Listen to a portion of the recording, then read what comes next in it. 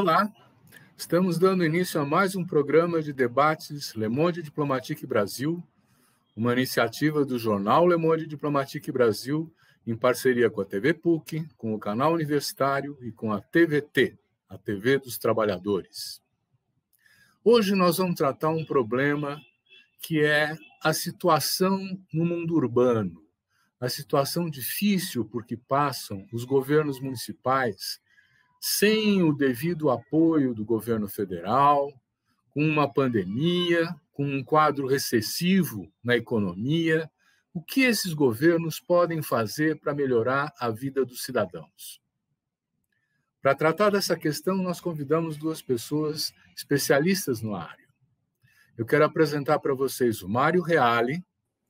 O Mário Reale é arquiteto, é urbanista, ele tem experiência em desenvolvimento e planejamento urbano, foi secretário de obras em Ribeirão Pires, secretário de Habitação e de Administração de Diadema, presidente da Companhia de Saneamento de Diadema, foi 2 vezes deputado estadual pelo PT de São Paulo, eleito prefeito de Diadema, foi presidente do Consórcio Intermunicipal Grande ABC, vice-presidente da Frente Nacional de Prefeitos e coordenador do Observatório de Consórcios da Frente Nacional de Prefeitos, da Caixa e do PNUD. Muito obrigado, Mário, por estar participando com a gente.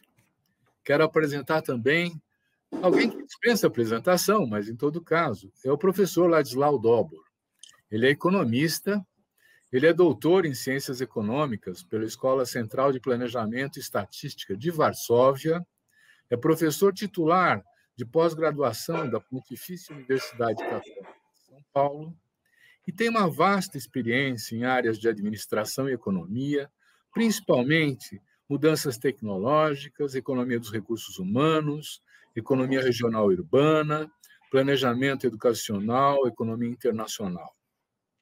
Ele foi consultor do secretário-geral das Nações Unidas, foi secretário de Negócios Extraordinários da Prefeitura de São Paulo e consultor de diversas agências das Nações Unidas, de governos e municípios. Ele é autor e coautor de mais de 40 livros, e eu selecionei 3 deles para fazer o final da apresentação do Ladislau. Introdução ao Planejamento Municipal, O que é Poder Local e O Pão Nosso de Cada Dia, os processos produtivos no Brasil. Muito obrigado, Ladislau, por estar com a gente mais uma vez. Obrigado a vocês, gente. Então, eu quero começar essa conversa, né, com esses especialistas em gestão urbana, né, fazendo um desafio. Né? Quer dizer, primeiro, nós temos que fazer um diagnóstico da situação atual. Quer dizer, segundo informações da Frente Nacional de Prefeitos, por exemplo, os pequenos municípios não estão tão mal assim. Eles receberam um repasse, né, do governo federal durante a pandemia, que acabou gerando, com aquele auxílio emergência tal, uma receita até maior do que do ano anterior. Mas os municípios médios e os municípios grandes, as regiões metropolitanas, estão vivendo grandes dificuldades. A primeira questão que eu queria dirigir ao Mário, que está mais entrosado hoje nesse campo, é quais são as principais dificuldades que as prefeituras estão enfrentando agora, nesse começo de mandato, Mário? Bom, quero saudar aí o professor Ladislau, saudar o Silvio, agradecer o convite. Eu acho que é um grande desafio o momento que nós vivemos, né? Eu acho que, primeiro, que nós tivemos uma mudança muito grande nos últimos anos. A gente sabe, eu vim de uma geração que as prefeituras pós-Constituição de 88 tinham recursos, né? Conseguiam implantar políticas públicas para melhorar a vida das pessoas realmente, né? Política de saúde, educação. E hoje, com a emenda constitucional, nós estamos, e do teto de gastos, né? Nós estamos vendo esses recursos cada vez diminuírem mais, né? E principalmente depois do governo Lula e Dilma, nós tivemos um aporte importante também para financiamentos e várias linhas de programas abertos, né, acessíveis para qualquer prefeitura que fosse se cadastrasse, que tivesse projetos e acessasse recursos, né? Hoje, nós sentimos que o acesso a recursos do governo federal são basicamente emendas parlamentares, né? E o ano passado, com a pandemia, sem dúvida, houve um aporte de recursos carimbado, né, para a saúde, de um lado, para o enfrentamento da pandemia, mas, por outro lado, um corte dos repasses para as políticas estruturadas, né, do SUS. Então, do ponto de vista do financiamento do SUS, nós tivemos uma redução dos recursos para a saúde, né? Então, o maior problema é o financiamento das políticas públicas, porque são os prefeitos que têm a porta de entrada, né, para o sistema de saúde, para a educação, inclusive, num momento dificílimo, né, que eu fui prefeito de Diadema e hoje trabalho no gabinete do prefeito Felipe, né, também recém-eleito prefeito de Diadema, e uma das questões centrais é a volta às aulas, né, porque as crianças na periferia não tem uma rede de Wi-Fi disponível, não tem equipamentos para acesso ao meio remoto, né? E ficaram, na verdade, 1 ano sem aulas, né? Então, esse ano tem uma pressão enorme, apesar da continuidade dos números da pandemia, nós temos uma pressão enorme da sociedade, dos pais, né? E da própria questão do processo educativo. Uma criança na faixa de 6, 7, 8 anos, ficar 2 anos distante da escola, isso vai dar um impacto na geração toda dessas crianças que moram e que os pais trabalham, né? E que moram na periferia e trabalham nos grandes centros urbanos e que, mesmo com isolamento, continuam trabalhando e sendo usuários do transporte coletivo, né? Então, a primeira questão é o equacionamento do financiamento. Eu acho que a gente tem alguns instrumentos de política urbana para tentar buscar recursos para investimento, mas, por outro lado, o recurso para custeio, né, do sistema de saúde, do sistema educacional, do sistema de assistência social, porque também, para você ter uma ideia, Diadema tem 440 mil habitantes e nós tínhamos 130 mil pessoas no auxílio emergencial. Ou seja, a gente tem uma população com perfil de renda que demanda o acesso a uma renda básica, né? Então, esse é outro desafio, né? O ideal seria um programa de renda básica municipal, mas esse eu acho que é um dos maiores desafios no quadro orçamentário que nós temos hoje, né? Então, eu acho que a agenda de fomentar a economia local, de criar alternativas, ela está posta, né? Eu acho que a gente teve aquele ciclo da reinversão de prioridades, da necessidade do investimento em políticas públicas, depois começamos a dialogar, eu acho que é importantíssimo o professor Ladislau como uma referência aqui na região do ABC, junto com o Celso Daniel, né, do papel e do protagonismo dos municípios na questão do desenvolvimento econômico, né? Agora, essa pauta, atualmente, ela é central, né? Tanto do ponto de vista da resistência, né, das empresas, né? A saída da Ford de São Bernardo foi um impacto brutal para a economia de todo o segmento de autopeças aqui, né? Quer dizer, a gente tem que estar, de um lado, olhando a questão macroeconômica, articulando um polo de desenvolvimento a partir de inovação e investimento em tecnologia, né, se associando às universidades e o setor produtivo, e, do outro lado, fomentando a economia local, um circuito inferior da economia, né, como dizia o Milton Santos. Eu acho que é fundamental a gente fomentar renda e salário através de iniciativas simples, né? A prefeitura compra o uniforme, então gerar emprego para as costureiras, a prefeitura demanda um serviço de manutenção nos núcleos habitacionais, então gerar demanda para os moradores daquela localidade, né? Porque hoje o desemprego também,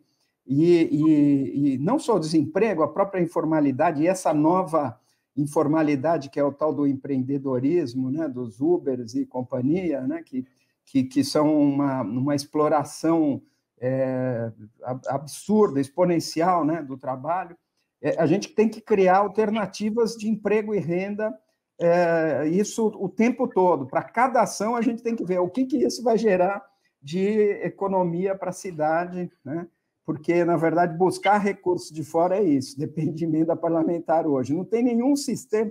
o Minha Casa Minha Vida, programas, o PAC, né? Aqueles programas de transferência para as escolas, direto para a escola, para a própria saúde. Depende. Hoje, a política pública ela é pautada pelas emendas parlamentares. É impressionante, né? Eu fiquei fora de Diadema nos últimos 4 anos. Quando eu voltei, fora assim, da administração, quando eu voltei, eu fiquei chocado com a pauta exclusiva, né? A política ela passa pela emenda parlamentar, é uma coisa completamente... E aí é pulverizada, né? Não, quer dizer, não tem uma ação concentrada de uma política que seja planejada, né? Não, é o fim do planejamento, essa ação. Deixa eu entrar também e perguntar para o Ladislau. Você quer continuar esse raciocínio ou eu faço uma pergunta, Ladislau? Olha, eu queria trazer uns dados de pano de fundo. Convém isso? Ótimo. Bom, primeiro, todo mundo sabe qual é o PIB per capita no Brasil, tá? Mas eu faço uma conta super simples.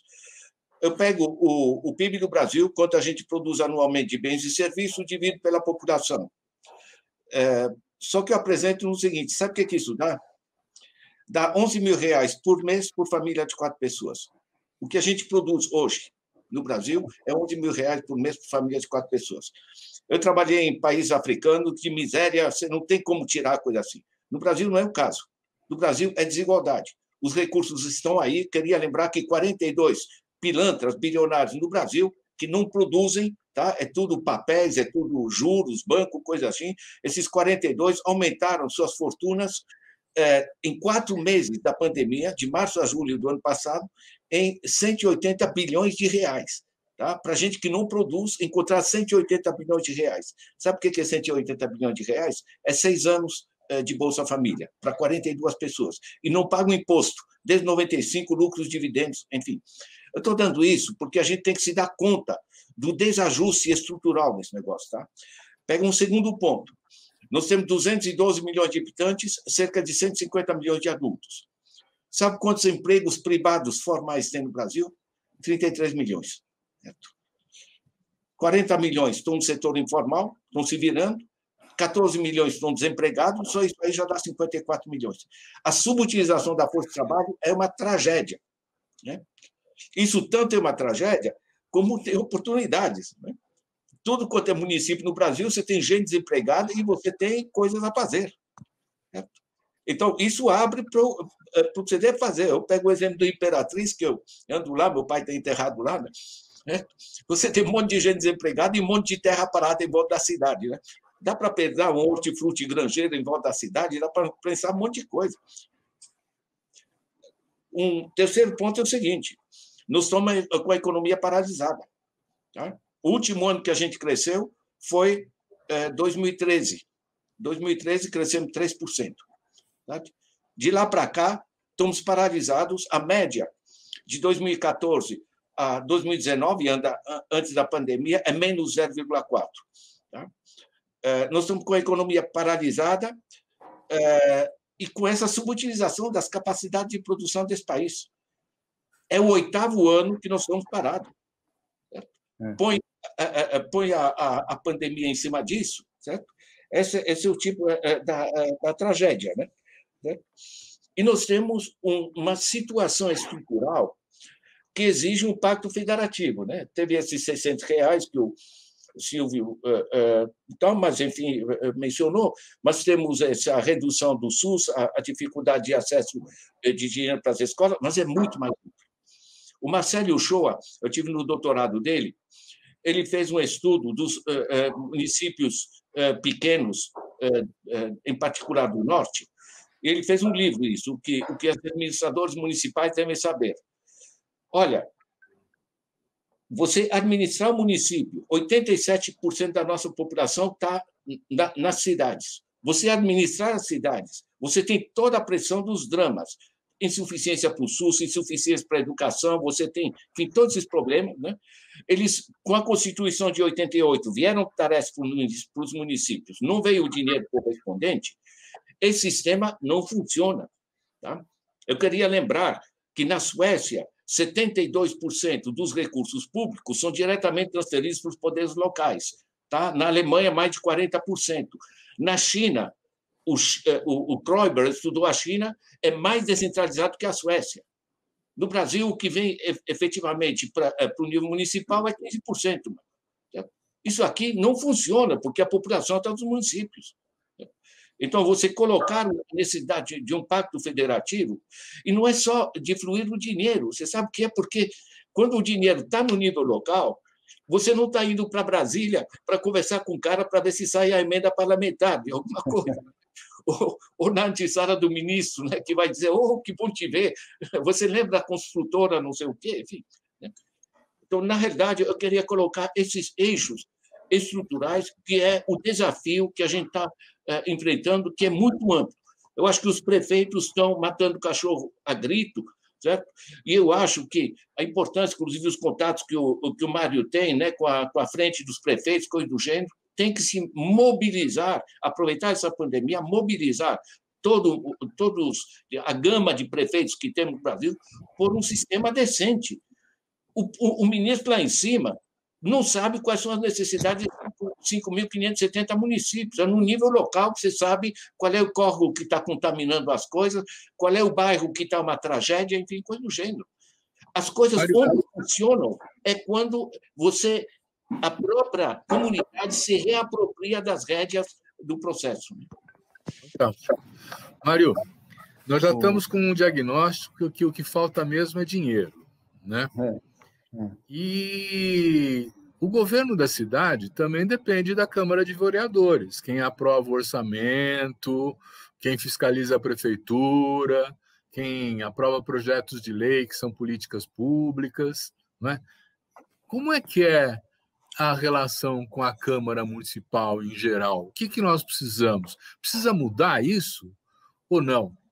Tem lugares, por exemplo, que o vereador não ganha salário. Então, eu acho que a Câmara de Vereadores ela não foge à regra do total do legislativo brasileiro, né? Quer dizer, que você, para governar, o executivo acaba tendo que fazer uma composição para ter maioria na Câmara, e essa é uma dinâmica que tem já, eu acho que faz parte do nosso próprio sistema de Estado, né? Agora, o que eu acho central, e o que o professor Ladislau começou a falar e que eu queria até dialogar, que tem muito a ver com isso, é a questão da democracia direta, né? E eu acho que a gente precisa estar sempre aperfeiçoando. Eu acho que a discussão do orçamento, aquela coisa que a gente teve, e eu me lembro em Diadema, a gente teve, no início era um tal de conselho do orçamento, depois o orçamento participativo, a descentralização, que permitiu, inclusive, um olhar para a cidade de todo o território, porque você tinha uma representação que ela tomava todo o espaço do território do município. Então, exigia contrapartidas de todos os lados, uma rede de unidades de saúde para cada 20 mil habitantes. Hoje a gente tem 21 unidades básicas de saúde, os pronto-atendimentos, quer dizer, esse diálogo e a democracia direta, e por isso que eu acho que é importante isso que o professor Ladislau falou, também da descentralização do recurso. Eu acho que o nosso pacto federativo, em 88, eu até citei isso, porque em 88 a gente assumiu novos compromissos, mas naquela época, pelo menos na região do ABC, em Diadema, as minhas experiências em Ribeirão Pires, por onde eu passei, você ainda não tinha as políticas públicas tão estruturadas. Eu acho que o estado do bem-estar social no Brasil é uma coisa... Eu não sei nem se existiu, mas foi meio tardio, né? Mas ele se reproduz de uma certa maneira numa densidade de equipamentos para realizar a política pública, né? É muito baixa, né? E Diadema eu sinto que foi uma cidade com muita atividade de participação e que provocou uma necessidade da gente olhar muito para o bairro, para a rua, para a favela que foi urbanizada, e isso se traduziu numa rede ampla, né, com uma densidade, né, institucional e de resposta às políticas públicas muito alta. Eu acho que agora nós vamos ter que radicalizar essa maneira de participação direta, né? E, por outro lado, eu acho que são dois eixos aí de luta política. Uma de fortalecer esse protagonismo de cada pedaço do território, de dialogar, de decidir junto os problemas e as soluções, porque muitas vezes a falta de dinheiro a gente também tem que discutir, não é só quando tem dinheiro o que vai ser feito com o dinheiro, né? É o que você não consegue fazer até com a falta do dinheiro. E, por outro lado, uma mobilização, né? Eu acho que a Frente Nacional de Prefeitos sempre considerei isso uma instituição estratégica e que está, na verdade, nesses últimos tempos, eu acho que muito uma atividade, uma mobilização muito aquém do que deveria ter, né? A gente vê nessa coisa da vacina, né? Nessa trombada geral de cabeças, parece que não tem linha, não tem política, não tem planejamento, né? Como que nós vamos resolver a questão das vacinas? Nós, quando entramos, começamos a falar, não, vamos comprar vacina, né? Porque não tem. E nós temos um programa nacional de imunização. O SUS ele é muito bem estruturado, né? O tripartite, de como se organiza o atendimento à saúde, mas os prefeitos estavam querendo, né, tanto que o consórcio do Nordeste se mobilizou para comprar diretamente a vacina, porque falou, se o governo federal não comprar, nós temos que nos correr, porque nós temos que dar resposta a isso, né? O povo está morrendo, nós precisamos vacinar, nós precisamos retomar as aulas, retomar o processo econômico e tal, mas para isso precisamos hoje do isolamento e precisamos ter a imunização de toda a população, né? Então, eu acho que a democracia direta ela é central e a luta e ocupar esses espaços institucionais para mudar o Pacto Federativo. Eu acho que não é simples, né? Os estados e o CONFAS, né, sempre está... parece que é o que autoriza e negocia, né? Os estados ainda têm um papel muito forte e centralizam e mediam muito essa relação. Eu acho que a gente tem que ter uma relação direta. E também nós temos uma desigualdade brutal nos municípios do país, porque a gente tem no norte municípios com território gigantesco, com uma população rarefeita naquele território, e nas regiões metropolitanas, vários, né, como a região metropolitana de São Paulo, 39 municípios, que são, na verdade, uma cidade só, uma metrópole só, e que essa divisão da estrutura, né, desse ente federado município, acaba não tendo uma representação. A gente tem a CNM, que tem um perfil de municípios, a FNP com outro, né, de capitais, cidades médias, né, mas parece que os problemas são os mesmos, do ponto de vista desses 15%, que é muito pouco que fica, né? Então, nós temos que, inclusive, unificar bandeiras, né, nessa luta municipalista para poder descentralizar esses recursos, porque é aqui que estão as demandas, né? São nos municípios que tem as demandas. E o processo de redistribuição do recurso, eu acho que os estados e o governo federal deviam mediar essa redistribuição de recursos, né? E não centralizar determinadas políticas, né? Agora, até licenciamento do solo está centralizado o governo federal quer definir até, né, naquela coisa da liberdade econômica, definir até que não tem mais licenciamento, né, que é uma coisa absurda. Então, tem um processo, eu acho meio maluco que nós estamos vivendo, né, porque eu não sei qual que é a política do governo federal, não está clara, cada dia a gente tem um susto, uma novidade, né, mas, de toda maneira, eu acho que a mobilização para o enfrentamento nesse debate, eu acho que é central, sem sombra de dúvida, né?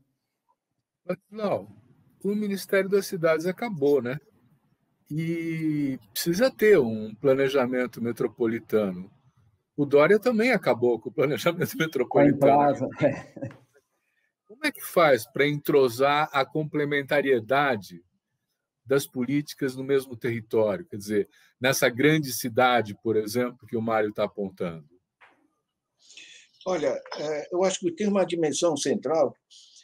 O Mário fala em democracia direta, eu chamaria isso do processo decisório sobre o uso dos recursos, sobre a organização do território, etc., né? Eu acho que o mais prático, Silvio, é olhar como funciona, onde funciona. Tá? Eu pego a Alemanha, que toda cidadezinha tem sua caixa de poupança da população, e, em vez de colocar o dinheiro para os bancos, você coloca o dinheiro no Bradesco, numa agência do Diadema, o dinheiro vai para a Cidade de Deus, né? e dali vai para os investimentos com a Samarco, com coisa do gênero, enfim, não tem. Então, você tem o que a gente chama na Europa de finanças de proximidade, né? Que funciona muito na China, por exemplo, porque o problema não é encontrar o dinheiro, muito mais importante é saber para onde vai o dinheiro. Se você une os recursos, por exemplo, você identifica pontos que exigem saneamento, você vai descobrir, em qualquer município do país, praticamente, tá? Que você tem problemas de saneamento que geram doenças. Tá? A média que a gente usa na ONU, né, é que R$1 ou $1 colocado em saneamento básico são 4 que você economiza com doenças. Ou seja, você está multiplicando recursos. Né? Então, eu acho que essa visão, digamos, das finanças de proximidade, de resgatar a capacidade decisória local, é isso que funciona. Né? A China tem um sistema extremamente descentralizado. O governo central em Beijing é politicamente forte, tá? Mas ele não faz quase nada, ele repassa. Tá? Eu gosto de usar o exemplo que eles têm que sair do carvão da China. Né? Então, por toda parte, eles estão querendo generalizar o solar, aproveitar todos os telhados, enfim, todos os espaços. Eles não fizeram uma grande estatal de produção de células fotoelétricas e painéis solares, né? Eles fizeram uma fábrica de equipamentos de produção de painéis solares, né? Produção de máquinas e equipamentos. Qualquer pequena empresa em qualquer município da China compra esses equipamentos, o juro é controlado e cada cidade decide como faz as suas políticas, inclusive com empresas privadas. Ou seja, o Estado ele apenas é um motor de arranque para dar espaços para os municípios poderem tocar as coisas, porque a população está nos municípios e a compreensão dos problemas está nos municípios. Né?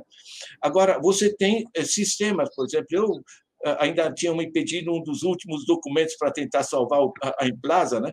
A própria Emplasa me pediu, mas, enfim, você pega Joanesburgo, né? que é um tipo de uma São Paulo da África do Sul. Eles têm um prefeito de cada um dos municípios, mas você tem um prefeito mais amplo, né? Chama Greater Johannesburg City Council, o Conselho da Grande Joanesburgo. Né? E você tem um tipo de um superprefeito ali que organiza a articulação dos processos. Né? Então, a lógica, eu trabalho muito com gestão, eu organizei sistema de planejamento sempre. Né? Então, isso aqui que o Mário levanta, que o processo decisório, que como se... eu volto a dizer o seguinte, com esse estado dos meus 11 mil reais por mês por família de 4 pessoas, o Brasil não falta recursos, os recursos estão lá em cima, estão arranca-rabo generalizado, quem come o quem se apropria, estão entregando o solo, estão entregando tentaram entregar a Embraer, estão entregando o petróleo, o diabo, certo? A lógica lá é simplesmente o governo fraco que deixa grandes sistemas internacionais arrancarem o que podem, né? Ver o que acontece com a Amazônia, etc. Certo?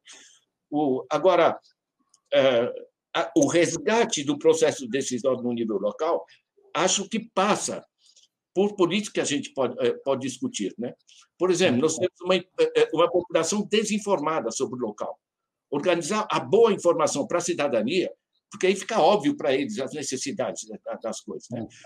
Professor Ladislau, e essas experiências de moeda local, hein? Porque a gente está louco para entrar nessa... Porque Maricá teve uma experiência bem interessante, né? Quer dizer, como para ser uma maneira, talvez, de dialogar e fortalecer isso que o senhor fala das finanças de proximidade, né? Porque aqui nós temos um monopólio dos bancos, né? Do capital financeiro, uma dificuldade enorme de enfrentar isso, e tem circuitos econômicos que daria para ficar no entorno, né? Na proximidade mesmo, né? Do município. É viável uma discussão dessa? O senhor acha que é possível? Olha, é perfeitamente viável. Tá? Eu vejo isso como 2 eixos fundamentais. A inclusão digital. Tá?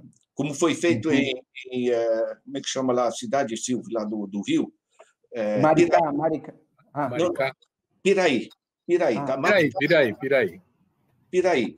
Piraí montaram um sistema municipal de acesso praticamente gratuito. Eles fizeram um acordo com as telefônicas, ali, com aquelas torres de retransmissão, para repassar sinal internet, certo?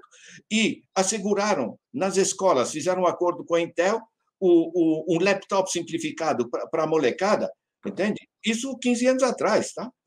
Generalizaram o acesso banda larga, entende? Imagina o problema das escolas. Então, hoje, a inclusão digital, uma pessoa que não está incluída em termos digitais está fora do sistema hoje. Tá? Então, isso custa uma merreca. A única oposição é do oligopólio feito pela Vivo, Claro, etc., enfim, que estão mamando de maneira absolutamente escandalosa. Né? Agora, isso aí é viável. Tá? Você pode pegar o Franklin Coelho, que é professor da Universidade Federal Fluminense, né, que montou o sistema de Piraí, né, e se inspirar e montar um sistema, você assegurar banda larga que cobre. Né? No Brasil, curiosamente, as pessoas que têm dinheiro, que pegam avião como eu, chegam no aeroporto e eu tenho banda larga gratuita ali, porque eu sou um cliente. Né? Certo? Mas isso dá para fazer para todo mundo. Sabe que sai tudo mais barato. O comerciante local, em vez de ele ir buscar não sei o que, os produtos, ele vai consultar o comércio vizinho. Você está com sobra de tal produto? Como é que tá? Você sabe? Você gera a conectividade entre os atores sociais e econômicos do local, tudo vira mais econômico. Isso é uma dimensão. A segunda dimensão é a finança de proximidade. Nós temos no Brasil 118 bancos comunitários de desenvolvimento. Tá? Vocês entrem em contato ali com... como é que chama, Silvio? O cara lá Banco Palmas. O Banco Palmas, sim, mas é o Joaquim Melo. Tá? O Joaquim Melo, ele entende tudo desse processo. Eu participo das reuniões que a gente tem periodicamente, né, do Conselho dos Bancos Comunitários de Desenvolvimento. É legal, tá? Graças ao Paul Singer, quando passou por essas bandas, conseguiu isso. Tá? Diadema pode perfeitamente fazer a sua moeda, fazer acordo com alguns comércios que aceitem isso, e a partir da moeda circula. O que é aquele negócio do vale-refeição, não sei o quê? É uma moeda. Do momento que alguns comércios, que o cara possa comprar as coisas no mercadinho, passou a circular. E você tem uma moeda que circula sem pagar os juros completamente absurdos dos bancos. Né? Não vou entrar muito nos juros, porque eu jurei para o Silvio. Eu estou ficando que nem o Suplicy com a renda básica, alguns juros, né? Pois juro que tanto a renda básica do Suplicy é respeitável, como o meu argumento sobre juros é respeitável. Mas, basicamente, é resgatar o fluxo financeiro. Né? A cidade de Diadema tem um fluxo grande. Tá? E se você assegura, você tem a folha de pagamento, entende? Essa é outra batalha que tem que retomar à frente de prefeitos, de poder fazer bancos municipais. Entende? Porque só a folha de pagamento já te permite fazer um conjunto de investimentos, um saneamento básico que retorna no mês, sob forma de salário, sob forma de atividades, né? O dinheiro circula. Há 3 meses atrás, o governador da Califórnia, dos Estados Unidos, tá? Ele se deu conta da coisa, autorizou todos os municípios da Califórnia. A Califórnia é a 5ª economia mundial, tá? É um gigante, só o estado da Califórnia.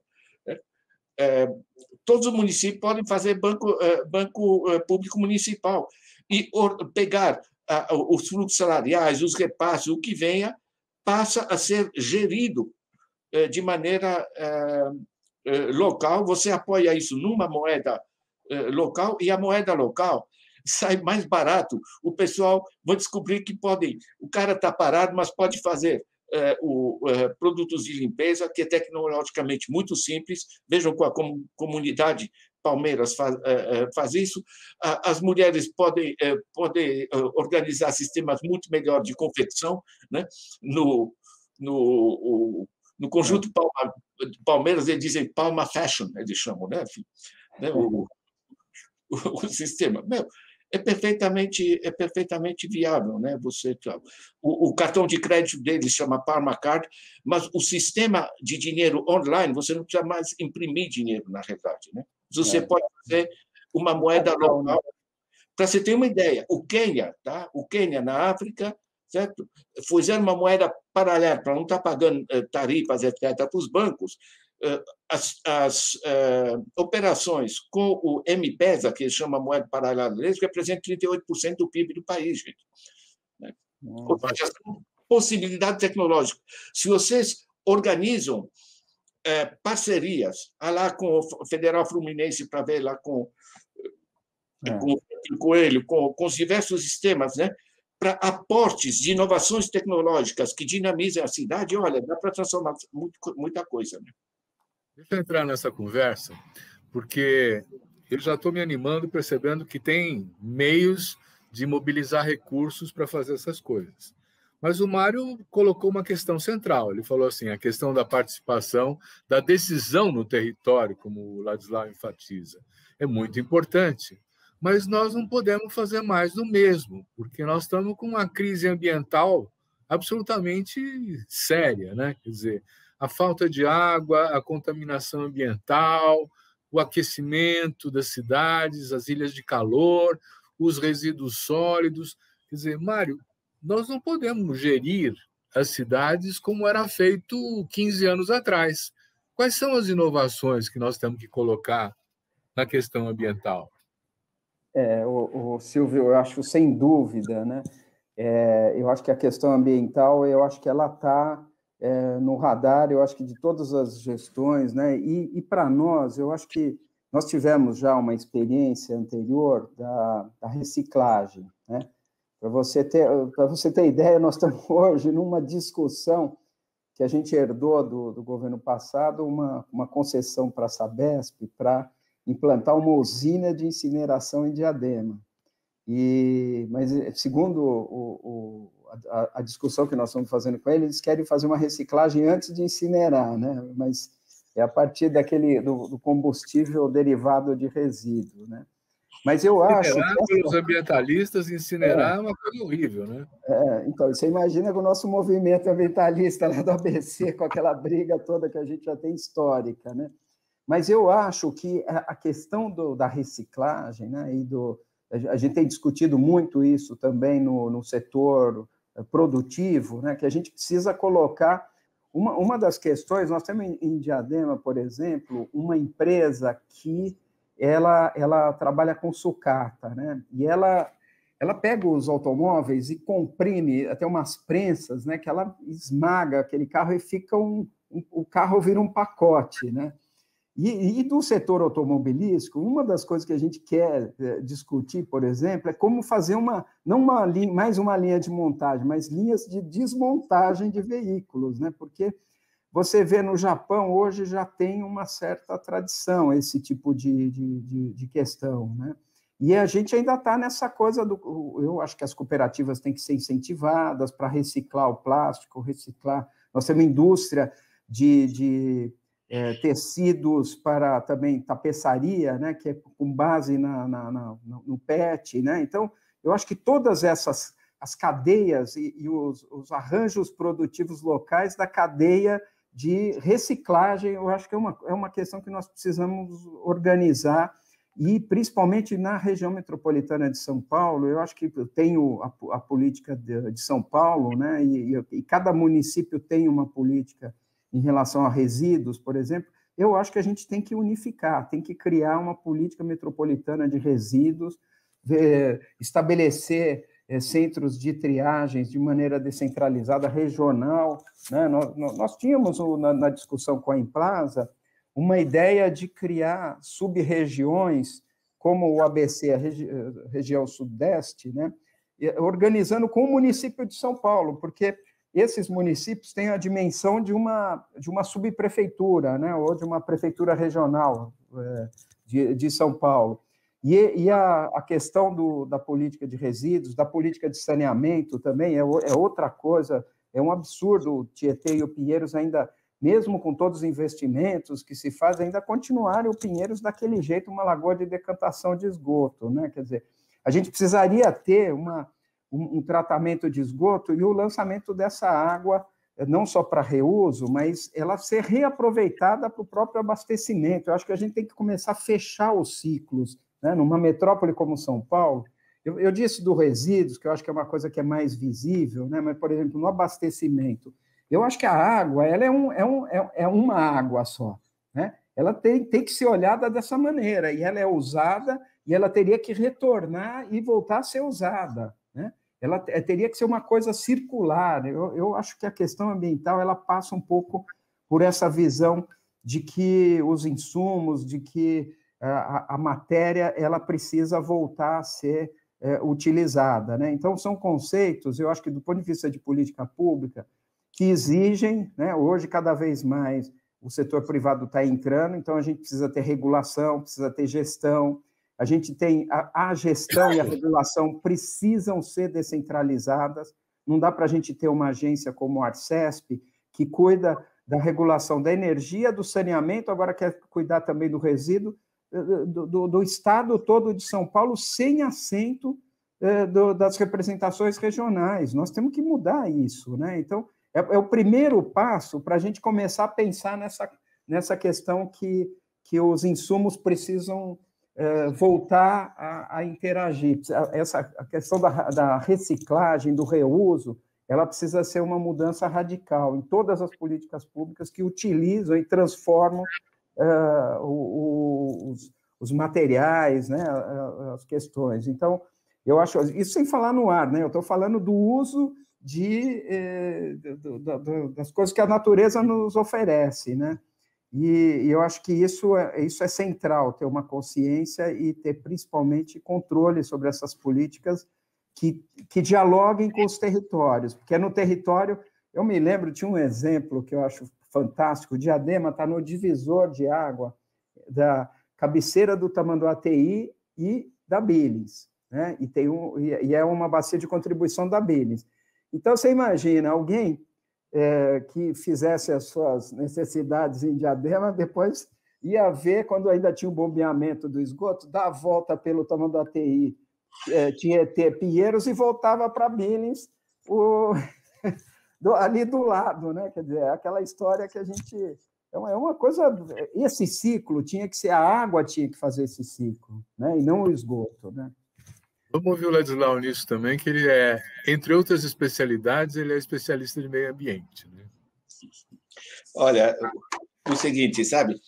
Esse cocô que vem daí de Diadema vai parar na frente do Rio Pinheiros, e ali você tem aqueles prédios muito chiques, né? Que custam milhões, tá? Cada apartamento, mas eles têm que ficar sempre com janela fechada e ar-condicionado, né? Você abrir a chave, vem esse cheiro de porcaria do Tietê. Nós somos a cidade mais rica da América Latina e em volta é só esgoto a céu aberto. Isso aqui é de uma idiotice, mostra... E a Sabesp está interessada no quê? Está dando as remunerações violentas ali para os acionistas em Nova York, enfim, no Brasil também, coisa do gênero. Então, isso aí é tudo... volta ao problema seguinte: não é falta de recurso, não é falta de conhecimento técnico, temos excelentes engenheiros que entendem da coisa, é a zona do processo decisório, certo? Se você vê a especulação da Sabesp, se você vê a especulação imobiliária, você vê o que fazem com os investimentos, você tem coisas, por exemplo, simples, são projetos que existem aí há décadas, né? Você, com um investimento pequeno, você junta o Tietê, o Pinheiros, você junta as represas, né? E com um pouco de abertura de canal, você passa a ter um anel hidroviário em torno de São Paulo, você passa a tratar os esgotos que caem nesse sistema, você muda a cidade, você vai ter barcos dando a volta na cidade, você tem gente de abastecimento feito por água e coisa do gênero. Então, a gente sabe o que fazer, a gente tem os recursos. O resgate é político, né? Eu queria sugerir quer dizer, primeiro que a gente tem que aproveitar a pandemia para conscientizar as pessoas e pressionar mudanças no processo decisório, né? Tem coisas, por exemplo, que eu acho que seria legal. Eu ajudei a montar, junto com Jacó Anderley, lá em Santa Catarina, na época a gente era amigos, enfim, tinha lá um grupo de trabalho em torno disso. A gente pôs nas escolas no currículo escolar o estudo do próprio município. Sabe o que o moleque poderia dizer? Pai, sabe por que está contaminado o esgoto ali atrás? É porque a empresa X, não sei o quê, porque tal. Você sabe o que é? Você cria força política para a transformação. Você cria uma massa de gente que entende o que está acontecendo na coisa. A gente chamou isso lá de Minha Escola, Meu Lugar, mas um negócio que funciona, né? Depois, a gente pode aproveitar também a pandemia. Veja as mudanças do processo decisório feitas por Heliópolis e pela favela de Paraisópolis, né? Certo? Com essas vaquinhas, né, do dinheiro para enfrentar a pandemia, porque o governo não resolve, eles estão aprendendo a resolver. Eles podem transformar em bancos comunitários, podem transformar num sistema permanente, né? A gestão, a divisão de ruas, a fragmentação para entender onde estão os pontos críticos, pode gerar um sistema de gestão muito mais ágil daquele território, né? Agora, um eixo que me parece extremamente importante, na mesma linha de uma escola que ensina também o município, é, na realidade, a gente assegurar que a sociedade esteja informada. Tá? A gente tem os meios hoje, tá? Essa conectividade que se gerou, dá para sair do negócio da comunicação, sabe? Olha, inauguramos 5 escolas, coisas do gênero, para uma interação permanente com a população, entende? Gente, estamos ferrados com isso aqui, porque o governo é aquilo, enfim, mas estamos fazendo isso aqui, ajudem com tal coisa, sabe? Você gera um outro clima, né? Em vez de esperar que o prefeito está eleito, que ele resolva, né? Certo? Você, digamos, cria isso que você mencionava no começo, né, Mário, que é o empoderamento da população. Agora, tem o eixo que eu acho que é muito importante, que eu trabalhei muito com Ignaz Sachs, né, nessa linha, em torno dos problemas ambientais. Todo município tem um monte de recursos subutilizados. É o dinheiro subutilizado ou mal utilizado, é a mão de obra que está parada. O Celso Furtado dizia que, quando o cara está parado, qualquer atividade é lucro, né? Acaba de sair agora nos Estados Unidos, né, um conjunto de propostas em torno do que eles chamaram o PEP, né? Programa Estatal de Empregos, né? Programa de Empregos Públicos, PEP, né? Programa de Empregos Públicos. Tem tanta coisa a fazer e tanta gente parada, certo? Então, essa articulação ela pode ser extremamente rica. Então, você fazer essa pesquisa, quais são os recursos subutilizados aqui que podem ser aproveitados de alguma maneira, né? Lembra do Banco Grameen, né? No Bangladesh? Eles são muito mais pobres do que nós, mas muito mais pobres, né? Mas descobriram, olha, um pouquinho de dinheiro na mão das mulheres gera um conjunto de atividades que geram um dinheirinho, que gera compras no comércio, e por aí vai, né? Acho que deixa eu dizer uma coisa. Nós estamos chegando ao final do nosso programa, a conversa está apaixonante, é por isso mesmo que a gente não está se dando conta do tempo passando. Eu queria deixar com você mesmo a palavra por mais 2 minutos para falar o que você entende que deva ser a sua fala final, né? E depois passar mais 2 minutos para o Mário, para ele também se despedir e fazer uma recomendação às prefeituras. Escolha uma, Mário, né? Então, por favor, Mário, termina aí, você tem mais 2 minutos. Mais 2 minutos. Gente, renda básica, um eixo. 2, fortalecer as políticas sociais. Tá? A família vive bem, 60% é o dinheiro no bolso, faz as compras, paga o aluguel. 40% é ter acesso à saúde, à educação, à escola, a um parquinho, a um córrego limpo e coisa de gênero. Quer dizer, as políticas sociais, equilibrando o processo, né? A identificação de recursos subutilizados, né? Fazer um programa de empregos públicos, né? Isso funcionou em Mauá, funcionou em Santos, funcionou em tantos lugares, né? Reconstituir, de alguma forma, os sistemas participativos, que não precisa ser necessariamente o mesmo negócio que fazia de orçamento participativo, né? Mas, enfim, incluir a população no processo decisório. E eu acho fundamental aproveitar mas radicalmente essas novas tecnologias, que permitem gratuita conectividade, vai melhorar a produtividade. Você pode vender isso fortemente para a população. Gente, vamos se mobilizar para esse negócio para poder assegurar que os moleques tenham a conectividade, que possam voltar a estudar. É uma força política, né? Enfim, muito obrigado. Como falo. Abraço. Mário.